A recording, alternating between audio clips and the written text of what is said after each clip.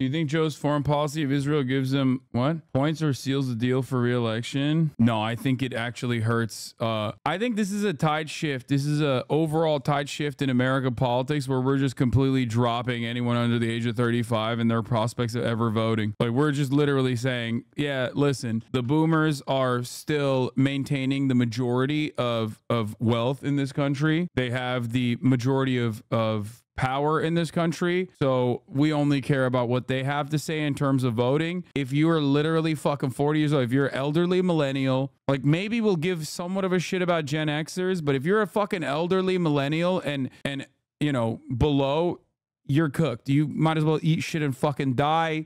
We don't give a shit. We will never do anything that actually is beneficial to you. We do not care about your votes. Eat shit and die. Fucking die. Literally, I don't care. No matter what happens to you, I do not give a fuck. He just cares about the suburbs. The suburbs gave him the victory over Donald Trump last time. And I think it's a severe miscalculation. And I think it spells trouble for the future of this country and the future of politics in this country. And that's where we're at right now. Why you are not boycotting? What am I boycotting?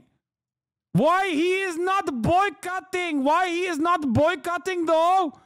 Why you are not boycotting? What am I boycotting? What the fuck are you saying? Biden says Hamas is motivated by ancient desires to eliminate Jews. Talks about a ferocious surge of anti-Semitism. Links to the college campuses. Says Jews are being forced to hide their kippahs and Jewish stars. Repeats the mass sexual violence hoax directed by Hamas. Biden claims the protests are anti-Semitic and using hate speech and violence, and says property destruction is not peaceful protest. Even though fucking property destruction did not actually happen in the hands of the student protesters, but instead of those who came after.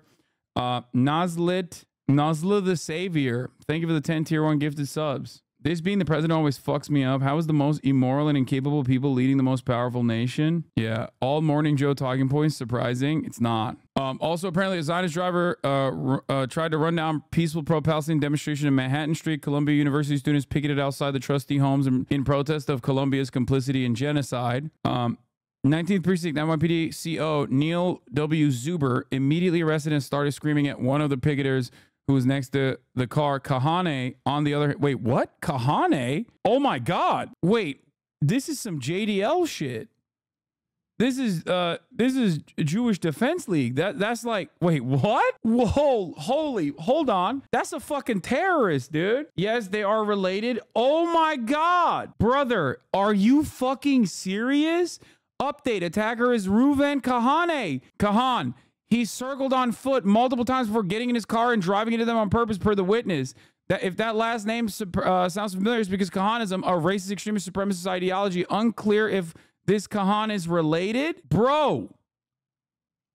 Political violence on our own soil for another country. Wow, good shit. To be fair, Mayor Kahan is an American psychopath, an American freak, and did terrorism on Israeli soil while on Palestinian soil. So, you know, apple doesn't fall too far from that fucking tree. That inbred fucking tree, piece of shit. I mean, these guys, for the record, these guys literally just like the most extreme version of Jewish Nazism. Okay, straight up. They are literal terrorists. Okay, like designated. When I say terrorists, I mean like designated as Jewish supremacist terrorists by the American State Department and the Israeli one. Okay? Like, imagine how fucking unhinged you have to be that even the government doing ethnic cleansing is like, yeah, that's a bridge too far for us. Yeah, Alex Ode, a Palestinian Christian, was also killed by the JDL in California too, and the murder is still unsolved. Per witnesses, Kahan drove up to the picketers as they were marching from one of the trustees' house and asked for a flyer from his vehicle, a Volvo.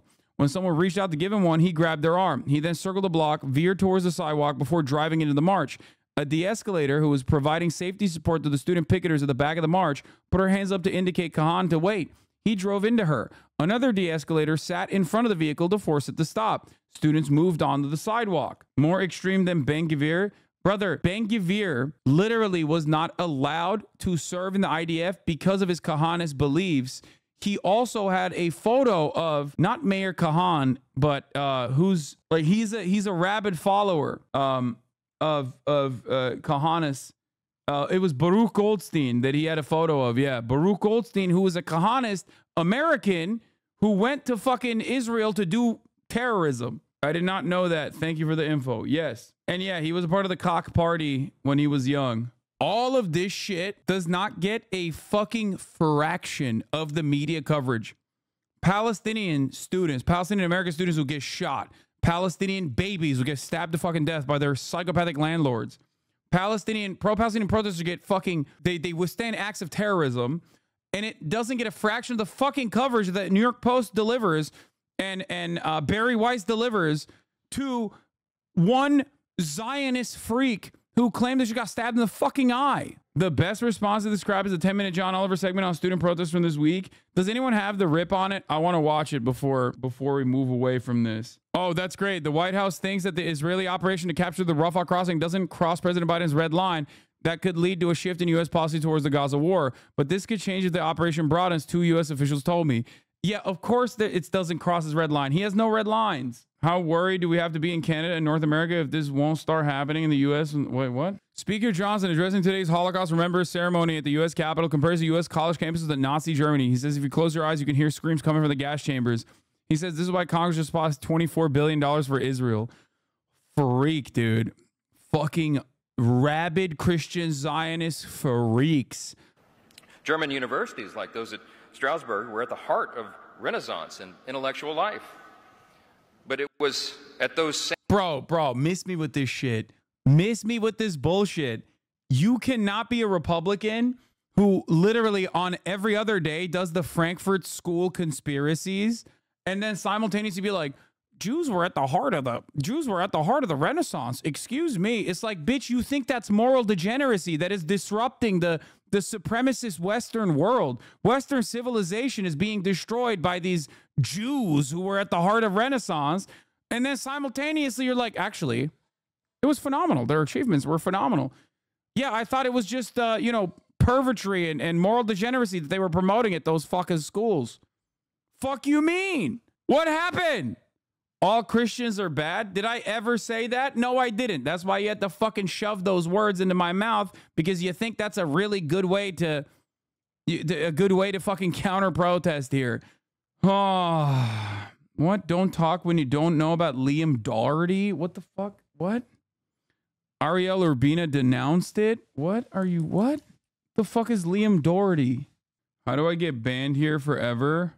Can I get a refund on my shirts? I joke. Really, though, thanks for the good times, Hassan. Please, peace and love. Hoscourt is for real pushing me out of this whole-ass community. What the fuck are you chirping about, dude?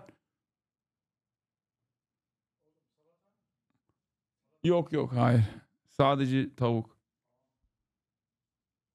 Sorry, can I be let back into Hoscourt? Ban me. If no, it's fine. Brother, you need to fucking calm down, okay? You need to calm down. You need to cool your goddamn jets. I don't know what to tell you. It's just Discord, okay? Ignore Tuga. He's memeing. He's an offliner. Don't ban him.